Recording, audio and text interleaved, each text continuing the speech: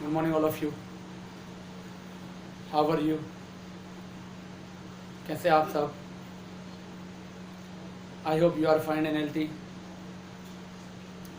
आशा कर रहे हैं आप अपने घरों पर स्वस्थ होंगे, आनंद से होंगे, ऑनलाइन क्लासेस का बेनिफिट ले रहे होंगे, यूटिलाइजेशन ऑफ टाइम कर रहे होंगे. लास्ट वीडियो में हमने आपसे डिस्कस किया था परमाणु मॉडल के बारे में, परमाणु सिद्धांत के बारे में, जहां हमने आपको डाल्टन का परमाणु सिद्धांत और थॉमसन के प्रथम परमाणु मॉडल और दूसरा रदरफोर्ड का जो प्रकीर्णन मॉडल था उसके बारे में क्या किया था, डिस्कस किया था. और उनकी जो ड्रॉबैक्स थी, कमियां थी, उनके बारे में हमने क्या किया था, डिस्कस किया था. हमने आपको बताया था कि 4 परमाणु मॉडल अभी तक दिए गए हैं. तो 3 आपके सिलेबस में हैं और एक आपके सिलेबस में नहीं है. नाम हमने आपका उसका भी बता दिया था. थॉमसन का परमाणु मॉडल, रदरफोर्ड का प्रकीर्णन मॉडल, नील्स बोर की परिकल्पना और समरफील्ड का परमाणु मॉडल. तो आज हम क्या डिस्कस करेंगे आपसे, जो तीसरा मॉडल है नील्स बोर का परमाणु मॉडल, उसके बारे में क्या करेंगे, डिस्कशन करेंगे. वीडियो को लाइक करें, शेयर करें, चैनल सब्सक्राइब करें, बेल आइकन प्रेस करें. चलिए हम स्टार्ट करते हैं टुडे टॉपिक्स. नील्स बोर का की परिकल्पना.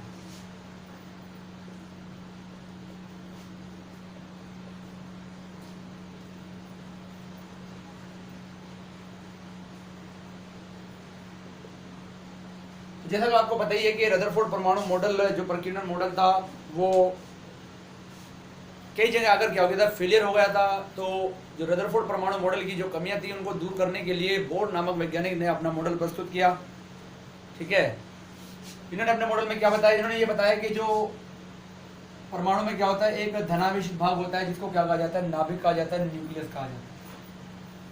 ठीक है, फिर उन्होंने बताया दूसरा बात क्या बताया कि इन्होंने कि जो इलेक्ट्रॉन होते हैं वे नाभिक के चारों ओर निश्चित त्रिज्या के क्षेत्र में और निश्चित पथ पर निश्चित ऊर्जा वाले क्षेत्र में क्या करते रहते हैं, गति करते रहते हैं. ठीक है, जिनको इन्होंने क्या कहा, कोश या कक्षाएं के रूप में इन्होंने क्या किया था, प्रदर्शित किया था. इनको क्या कह सकते हैं, हम कोश कह सकते हैं, या क्या कह सकते हैं, कक्षाएं कह सकते हैं, या ऊर्जा स्तर भी कह सकते हैं. ठीक है, क्योंकि अगर इस कक्षा में घूम रहा है तो इसकी ऊर्जा अलग है, इसमें घूमेगा इसकी अलग होगी, इसमें घूमेगा इसकी अलग होगी, इसमें घूमेगा इसकी अलग होगी. तो प्रत्येक कक्षा की ऊर्जा या कोश की ऊर्जा क्या होती है, निश्चित होती है. उस निश्चित ऊर्जा के कारण से ही क्या होता है, जो आपका इलेक्ट्रॉन होता है वे एक निश्चित मार्ग में क्या करता रहता है, गति करता रहता है, रोटेशन लेता रहता है चारों ओर. अगर ऊर्जा में क्या आता है, अंतर आता है, तो अपनी कक्षा को छोड़कर अन्य कक्षा में भी जा सकता है. ठीक है, तो इन कक्षाओं को इन्होंने क्या कहा था, इन्होंने इनको नाम दिया था KLMN या 1 2 3 4. अच्छा, जीरो से यहाँ स्टार्ट नहीं करेंगे. जीरो से स्टार्ट क्यों नहीं करेंगे, क्योंकि हम जानते ही हैं कि कोई भी अगर हम बात करें, हाइड्रोजन के बारे में बात करें, तो हाइड्रोजन का फॉर्मूला होता है 1H1. तो मीन्स उसके अंदर क्या है, यहाँ पर प्रोटॉन एक है और एक इलेक्ट्रॉन है. तो जीरो इलेक्ट्रॉन किसी के अंदर होते नहीं है. तो जब जीरो इलेक्ट्रॉन होंगे नहीं तो क्या होगा, कक्षा भी जीरो नहीं हो सकती है, क्योंकि एक इलेक्ट्रॉन भी है तो उसे पहली कक्षा में रोटेशन मिलेगा. तो इसलिए क्या हो सकता है, जो हमारा n इसे कहा जाता है, n से रिप्रेजेंटेड किया जाता है, n इक्वल टू KLMN4 या 1 2 3 4 एल सुनो जितनी भी रिक्वायर्ड हो उतनी कक्षाएं हम बना सकते हैं. तो n से रिप्रेजेंटेड किया जाता है, तो n की वैल्यू जो होगी जीरो नहीं हो सकती है. ठीक है, फिर उन्होंने क्या बताया था, उन्होंने ये बताया था कि जो इलेक्ट्रॉन होता है जब वो किसी कक्षा में रोटेशन ले रहा है, मान लिया यहाँ पर इलेक्ट्रॉन है, ये रोटेशन ले रहा है, तो इसकी ऊर्जा में कोई परिवर्तन नहीं होगा. ठीक है, क्या होगा, इसकी ऊर्जा में कोई परिवर्तन नहीं होता है. और जब ऊर्जा में परिवर्तन नहीं होता है तो वो अपनी कक्षा को छोड़कर कहीं जा ही नहीं सकता है. इसलिए क्या होता है, वो उसी कक्षा में एक निरंतर क्या होता है, नाभिक के चारों ओर क्या करता रहता है, चक्कर लगाता चला जाता है. नाभिक के चारों ओर वो घूमता रहता है, रोटेशन लेता रहता है. ठीक है, फिर इसके बाद इन्होंने क्या बताया कि इलेक्ट्रॉन केवल उन्हीं कक्षाओं में गति कर सकता है जिसके लिए उसे कोणीय संवेग, जिसका कोणीय संवेग है, जिसको कहा जाता है MVR इक्वल टू होता है H/2π के. यानी कि H/2π के क्या होगा, इक्वल होगा. तो उन्हीं कक्षाओं में क्या कर सकता है, ये रोटेशन ले सकता है. अगर क्या हो जाए, ये चेंज हो जाए, तो फिर क्या होगा, उन कक्षाओं में रोटेशन नहीं ले सकता है. अब क्या हो जाएगा, इनको हम इस प्रकार से भी लिख सकते हैं, MVR इक्वल टू NH/2π से भी लिख सकते हैं. n क्या है यहाँ लिख सकते हैं हम, यहाँ n इज इक्वल टू कक्षा की संख्या, कौन सी कक्षा में, h इज इक्वल टू होगा आपका प्लांक नियतांक, ठीक है, 6.6 गुणा 10 की पावर -34 इसकी वैल्यू होती है। m होता है द्रव्यमान किसका, इलेक्ट्रॉन का, कोई भी सूक्ष्म कण इलेक्ट्रॉन्स का।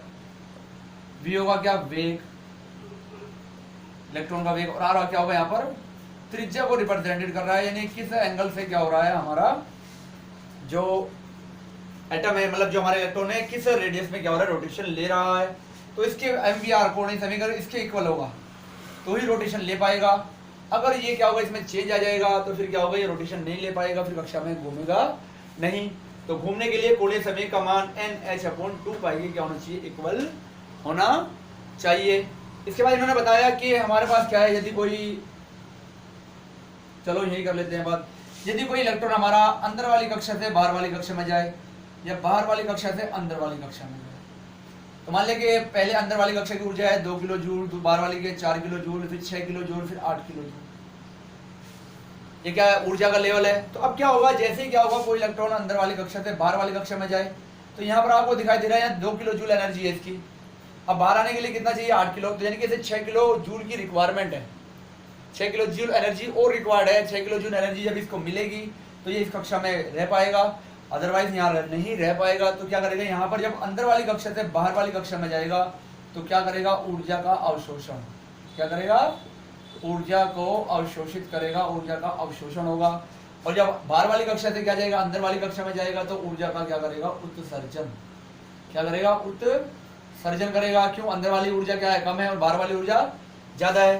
तो अंदर वाली कक्षा से बाहर वाली कक्षा में जाने पर ऊर्जा का अवशोषण होगा, और बाहर वाली कक्षा से अंदर वाली कक्षा में जाने पर ऊर्जा का उत्सर्जन होता है। जो छोटे छोटे पैकेट्स, जैसे बिस्किट के पैकेट्स होते हैं, उन पैकेट्स के रूप में क्या करता है, ऊर्जा को मुक्त करता है, जिसको क्या कहा जाता है, फोटोन या क्वांटा के नाम से क्या किया जाता है, प्रदर्शित किया जाता है। तो ये क्या था, नील्स बोर का परमाणु मॉडल था। तो इन्होंने बहुत सारी चीजें बताई। इन्होंने बताया कि परमाणु में क्या होता है, मध्य में एक नाभिक होता है। पहले क्या बात करी इन्होंने, नाभिक के बारे में, नाभिक होता है, ठीक है, चारों ओर क्या होता है। अब उसके चारों ओर, दूसरी में क्या कहा, चारों ओर क्या होते हैं, निश्चित ऊर्जा, निश्चित पथ तथा निश्चित त्रिज्या में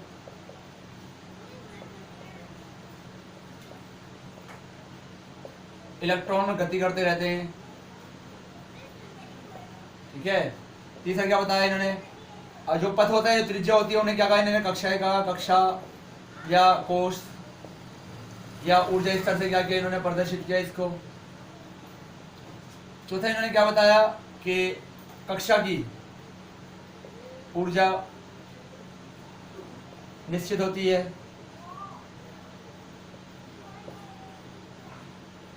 पांचवा इन्होंने क्या बताया, कक्षा में गति करते समय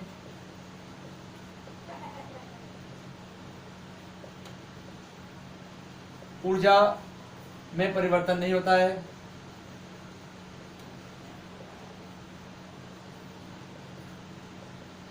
छठा इन्होंने क्या बताया कि केवल उन्हीं कक्षाओं में क्या कर सकता है, गति कर सकता है, जिसके लिए कोणीय संवेग mvr का मान h/2π या nh/2π के इक्वल होता है, ठीक है, जब कर सकता है। और सातवां इन्होंने क्या बताया कि यदि अंदर वाली कक्षा से बाहर वाली कक्षा में जाएगा तो ऊर्जा का अवशोषण करेगा, और बाहर वाले से अंदर वाले में जाएगा तो ऊर्जा को क्या करेगा, उत्सर्जित करता है। तो इस प्रकार से इन्होंने, नील्स बोर नामक वैज्ञानिक ने रदरफोर्ड परमाणु मॉडल की बहुत सारी कमियों को क्या किया, इन्होंने दूर कर दिया था। स्क्रीनशॉट ले सकते हैं आप।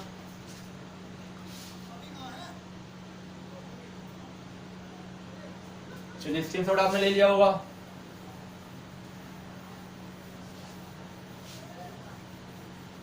परंतु अभी भी इसके अंदर क्या रह गई, कुछ कमियां रह गई। बाद में जो वैज्ञानिक आए उन्होंने इसके ऊपर रिसर्च किया। रिसर्च करने के बाद पाया कि ये जो परमाणु मॉडल था इसमें क्या थी, बहुत सारी अभी भी क्या थी, कमियां थी। तो नील्स बोर परमाणु मॉडल की कमियों की हम बात करें तो कमियां क्या क्या थी इसके अंदर। नंबर 1 पहली कमी थी, ये थी, यह मॉडल अधिक इलेक्ट्रॉन, यानी कि एक से अधिक इलेक्ट्रॉन्स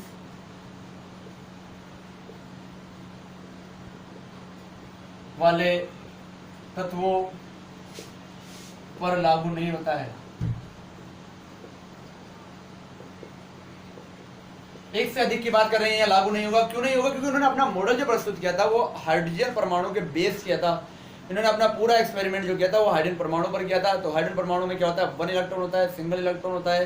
तो इस बेस पर क्या हुआ, ये अधिक, एक से अधिक इलेक्ट्रॉन वाले पर क्या होता है, ये जो मॉडल होता है क्या होता है? लागू नहीं होता है। ठीक है। दूसरा क्या था? जो हमारे अणु बनते हैं, परमाणु से अणु बनने में, जो परमाणु से अणु के निर्माण की क्रिया को नहीं समझा पाया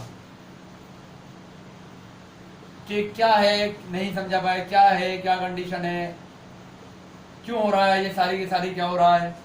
ठीक है। अच्छा, तीसरी चीज क्या थी, बहुत इंपॉर्टेंट थी, जो स्पेक्ट्रम होता है।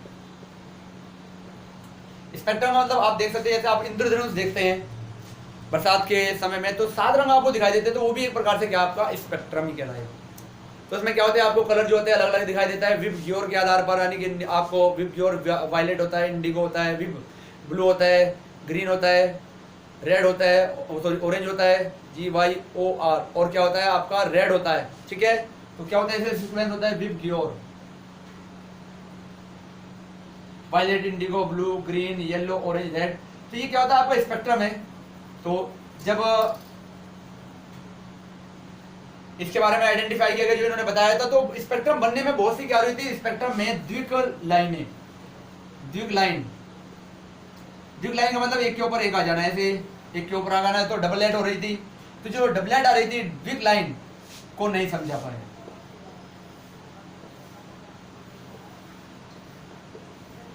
ठीक है, ये डबल लाइंस क्यों आ रही है, क्या हो रहा है, क्यों हो रहा है, क्या कंडीशन है, तो इसे क्या कर पाए, ये आइडेंटिफाई नहीं कर पाए। तो क्या है, 3 इसकी कमियां थी। पहला तो अधिक इलेक्ट्रॉन वाले तत्वों पर लागू नहीं हुआ। दूसरा, परमाणु से अणु बनने की क्रिया को ये स्पष्ट नहीं कर पाया। और जो स्पेक्ट्रम होता है परमाणु का, रेखिक स्पेक्ट्रम जिसको कहते हैं, ठीक है, उस रेखिक स्पेक्ट्रम में जो दिक लाइन आपको प्राप्त हो रही है, जो प्राप्त हो रही है, जो दिखाई दे रही है, रिप्रेजेंटेड हो रही है, उनके बारे में भी क्या था, ये मॉडल जो था आइडेंटिफाई नहीं कर पाया। तो ये क्या थी, नील्स बोर परमाणु मॉडल की कमियां थी। ठीक है। तो हमने आपसे तीनों मॉडल डिस्कस कर लिए हैं। पहला हमने डिस्कस किया थॉमसन का परमाणु मॉडल, दूसरा हमने आपसे डिस्कस किया रदरफोर्ड का परकिंसन मॉडल, तीसरा हमने आपसे डिस्कस कर लिया क्या, जो आपका नील्स बोर का परमाणु मॉडल था। अब हम जो हमारा परमाणु मॉडल था वो टॉपिक हमारा क्या था, फिनिश हो गया। ये चीजें आपने 9th में भी लर्न की थी। अब हम यहाँ से आप जो स्टार्ट करेंगे वो आपका नया टॉपिक एकदम फ्रेश होगा, जो आपने अभी तक 9th में लर्न नहीं किया था। वो टॉपिक अब क्या होगा, मेन जो 10th का पार्ट होगा, मतलब जो आपको अभी लर्न करना है, वो अब यहाँ से क्या होगा, स्टार्ट होगा। ठीक है। तो अब हमारे पास आ जाएगा तत्वों का वर्गीकरण।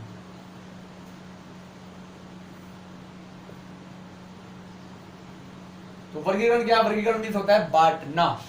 ठीक है। तो बांटने की आवश्यकता क्यों पड़ी, पहली बात तो ये है कि जरूरी थोड़ी बांटा जाए, तो वर्गीकरण की रिक्वायरमेंट क्यों पड़ी, सबसे पहली बात यह है कि वर्गीकरण की रिक्वायरमेंट पड़ी क्यों। तो देखो, वर्गीकरण की रिक्वायरमेंट है इस कारण से पड़ी, जो सर हमारा सन 1800 की बात करें तो 1800 तक केवल 31 तत्वों की खोज की गई। कितने की, 31 तत्वों की। और जब 1865 आए तो 1865 तक क्या हो गया, यहाँ पर आपके तत्वों की जो संख्या हो गई वो कितनी हो गई, आपकी 63 तत्व हो गए। और जो वर्तमान समय है, वर्तमान में 118 तत्व खोजे जा चुके हैं। हालांकि इसमें क्या है, कुछ आपके प्राकृतिक है और कुछ मानव निर्मित भी हैं, दोनों प्रकार के हैं। तो जैसे जैसे क्या हुआ, तत्वों की संख्या बढ़ी, वैसे वैसे क्या हुआ, उनको याद रखना, उन्हें लर्न करना, उनके यौगिकों को लर्न करना, है ना, क्या हो गया, एक मुश्किल सा कार्य होता चला गया।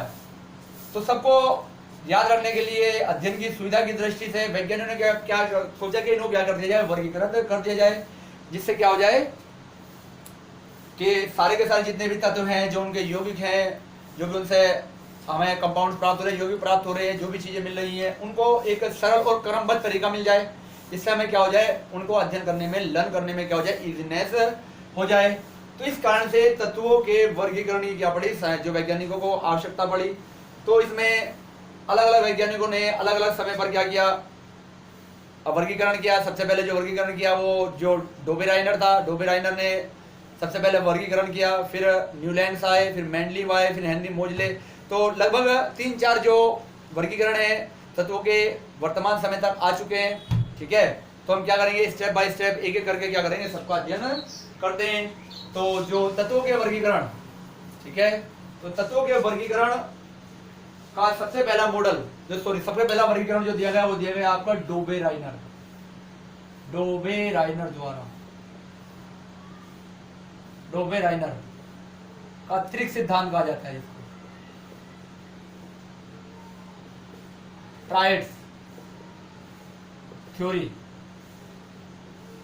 त्रिक का मतलब आप समझ ही रहे होंगे कि तीन तीन के समूह। तो इन्होंने क्या किया, कुछ जो उस समय ज्ञात थे उन तत्वों को क्या किया, परमाणु भार के, देखो दो मेन चीज होती है आपको बताइए, एक विशेष गुण होते हैं तत्व के, एक तो परमाणु क्रमांक होता है, एक परमाणु भार होता है। परमाणु क्रमांक जो होता है वो नंबर ऑफ प्रोटॉन्स के इक्वल होता है, और परमाणु भार जो होता है वो नंबर ऑफ प्रोटॉन और नंबर ऑफ न्यूट्रॉन के योग के इक्वल होता है। तो यहाँ पर परमाणु भार का क्या किया इन्होंने यूज किया, और इन्होंने क्या किया, तीन तीन के जोड़े बनाए, ठीक है। इनके सेम प्रॉपर्टी जो रिप्रेजेंटेड कर रहे थे उनके सेम प्रॉपर्टी को रिप्रेजेंटेड करने वाले क्या किए, जोड़े बनाए। और जोड़े बनाकर बताया कि जब हम त्रिक बनाते हैं तो त्रिक बनाने पर पहले वाले और तीसरे वाले तत्व का जो परमाणु भार होता है उनका अगर हम औसत निकाल दें तो बीच वाले जो तत्व होता है उसका परमाणु भार लगभग उनके इक्वल आता है। तो इन्होंने क्या किया, तीन तीन के क्या किया, जोड़े बनाए। इसलिए इसे क्या कहा जाता है, डोबेराइनर का त्रिक सिद्धांत के नाम से इसको जाना जाता है, ठीक है। तो इन्होंने केवल तीन, उस समय जो ज्ञात तत्व थे उनमें तीन त्रिक ही बना पाए, ज्यादा त्रिक नहीं बनाए। तो इसलिए क्या हुआ, ये वाला जो सिद्धांत था क्या हुआ, बाद में धीरे धीरे क्या हुआ, फेल हो गया, ठीक है। तो पहले इन्होंने जो बनाया था वो था आपका लिथियम, सोडियम एंड पोटेशियम, ये तत्व है, ये परमाणु भार मान सकते हैं इनके जो दिए इन्होंने। तो इसका 7 होता है, इसका कितना होता है 39। तो अगर इसका निकालना हमें तो 7 + 39 अपॉन 2 इज इक्वल टू क्या आ जाएगा 46 अपॉन 2। तो कितना आ रहा है 23। तो यहाँ पर क्या लिख दो 23। तो इसका परमाणु भार जो था वो कितना था, वो 23 पाया गया, ठीक है। दूसरा ट्राइड्स जो था इन्होंने खोजा, कैल्शियम, स्ट्रोंशियम एंड वैलियम के आधार पर खोजा। परमाणु भार इसका 40 निकाला, इसका 137 निकाला, बीच वाले का फाइंड करना है, जस्टिफाई करना है, ठीक है। तो 40 + 137 डिवाइडेड बाई 2 तो कितना हो जाएगा 177 डिवाइड बाई 2 तो 2 8 16 और क्या जाएगा यहाँ 2 8 16 तो 88 के समथिंग क्या आ रहा है इसका, यहाँ पर आ रहा है। तो इन्होंने क्या माना, इसको 88 मान लिया, ठीक है। तीसरा ट्राइड जो था इन्होंने जो खोजा वो क्या था, वो था आपका जो हेलोजन परमाणु होते हैं, क्लोरीन, ब्रोमीन एंड आयोडीन। तो क्लोरीन का एटॉमिक मास परमाणु भार 35 इन्होंने माना, और आयोडीन का जो माना 127 माना, और 127 + 35 को ऐड करके डिवाइड किया 2 से, तो कितना हो जाएगा 7 5 12, 2 3 5 और 1 6 और एक इतना 162 अपॉन 2 तो कितना हो जाएगा, काट दो 2 8 16 2 कम 2। तो लगभग इन्होंने क्या माना है, इसका जो परमाणु भार माना था इन्होंने माना था कितना 80, लगभग उसके इक्वल माना। कि जब हम क्या करते हैं, ऊपर वाले और नीचे वाले तत्व के परमाणु भार को ऐड करते हैं और 2 से डिवाइड करते हैं, उसका औसत निकालते हैं, तो जो हमारा बीच वाला तत्व है उसका जो परमाणु भार आता है उन दोनों के औसत के क्या आता है, लगभग बराबर आता चला जाता है। तो ये क्या था, आपको डोबेराइनर का त्रिक सिद्धांत था, ठीक है। स्क्रीनशॉट ले लीजिए आप।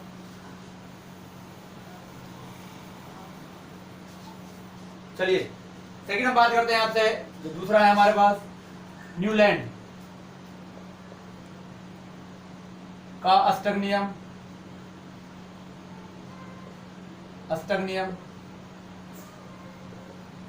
ट्राइड्स था 8 तो यानी कि अष्टक का मतलब है 8, ठीक है। तो इन्होंने जो अपना सिद्धांत दिया था वो संगीत के सुरों, यानी कि जो संगीत के सुर होते हैं सा रे गा मा पा धा नी सा, देख सकते हैं हम यहाँ पे सा रे गा मा पा धा नी सा। तो जैसे संगीत के सुरों में पहला वाला सुर जो होता है वो 8वें सुर से क्या करता है, अपना समानता को प्रदर्शित करता है। उसी प्रकार से यदि हम तत्वों को उनके परमाणु भार के बढ़ते हुए क्रम में व्यवस्थित करें तो उनमें भी क्या होता है, पहला वाला तत्व जो होता है वो 8वें वाले तत्व से क्या करता है, समानता को प्रदर्शित करता है। जिस प्रकार से संगीत के सुरों में पहला सुर 8वें सुर से समानता को प्रदर्शित करता है। तो देख सकते हैं हम, यहाँ गया lithium, beryllium, boron, carbon, nitrogen, oxygen and fluorine, इनके परमाणु भार लिख लो। ठीक है, परमाणु भार इनके क्या होते हैं, परमाणु भार हम देख सकते हैं। ठीक है, इसका होता है 7, 9, 11, 12, 14, 16। फ्लोरीन का होता है लगभग 19। ठीक है, 19 होता है फ्लोरीन का, 19 लिख सकते हैं। इसके बाद दूसरा देखेंगे हम, आगे चले तो 7 हो गए। 8वां का आएंगे फ्लोरीन के बाद, sodium, magnesium, aluminium, silicon, phosphorus, sulphur, chlorine, ये हमारे पास आ गया। ठीक है, अब यहाँ क्या करेंगे, इनके परमाणु भार हम देखेंगे। ठीक है, इनके परमाणु भार क्या होते हैं, Na का 23, Mg का 24, एल्यूमिनियम का 27, सिलिकॉन का 28, 31, 32, 35.5। इसके बाद 8वां आ जाएगा, फिर आपका तत्व आ जाएगा और परमाणु भार यहाँ लिख दो आप।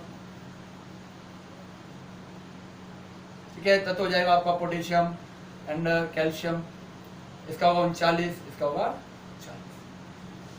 तो 2, 4, 6, 7, 14, 2, 18। तो ये केवल 18 तत्वों तक ही क्या कर पाए, बता पाए। उस समय तक 0 ग्रुप हो चुकी नहीं, डिस्कवरी हुई नहीं थी।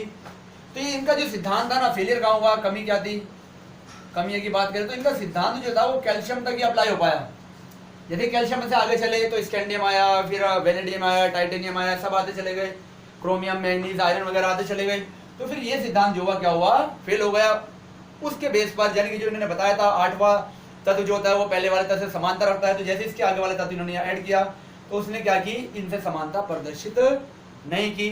तो ये जो मॉडल था ये क्या था आपका, ये कैल्शियम तक ही लागू हो पाया, उसके बाद क्या हो पाया, ये लागू नहीं हो पाया। तो इसलिए ये भी क्या हो गया, आपका फेलियर हो गया। ठीक है, तो इस प्रकार से ये क्या था, न्यूलैंड का अष्टक नियम था जो इन्होंने संगीत के सुरों के आधार पर दिया था। ठीक है, तो आज के वीडियो के लिए इतना ही है। नेक्स्ट वीडियो में हम आपसे डिस्कस करेंगे जो मेंडलीफ की पीरियोडिक टेबल है और उसका ओल्ड फॉर्म और उसकी न्यू फॉर्म, उसके बारे में हम डिस्कशन करेंगे।